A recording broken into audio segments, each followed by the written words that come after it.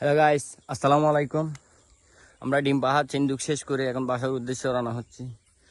একটা কথা বলতে চাইছিলাম না, তারপরে বলতেছি যে অনেকে বলে যে আমি পাহাড় আসতে চাইতেছি না, তারপরও আসছি। সেটা আমার মতো হচ্ছে যে সবচাইতে বড় বোকামি। যে পাহাড়ে আসবে না, সে পাহাড়ের সৌন্দর্য কোনোদিনও উপভোগ করতে পারবে না। সমতল রোডে রাইড সবাই দিতে পারে, কিন্তু পাহাড়ের রাইড সবাই দিতে পারে না। যে পাহাড়ে রাইড দিতে দেয়, সে জানে পাহাড়ের সৌন্দর্য কতটুক।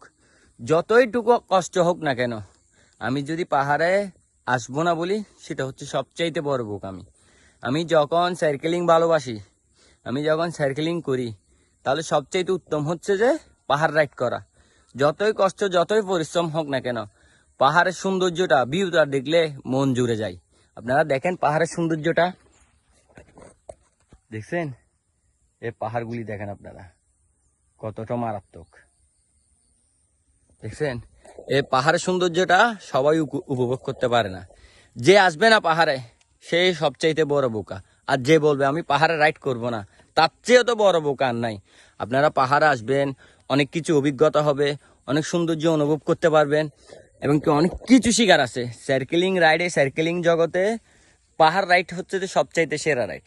এখানে আপনি অনেক কিছু শিখতে পারবেন, অনেক ভুলগুলা শুধরাইতে পারবেন। এই পাহাড় রাইড করেন, আপনারা বেশি ভালো হবে।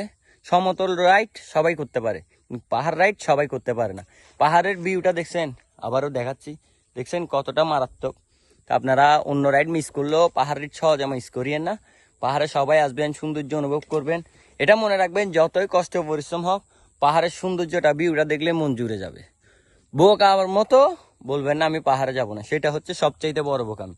পাহাড়ে আসবেন, ঘুরবেন, মন ফ্রেশ থাকবে, সৌন্দর্য উপভোগ করবেন, এটাই সবচাইতে বড় কিছু। তার বেশি আর কি লাগে?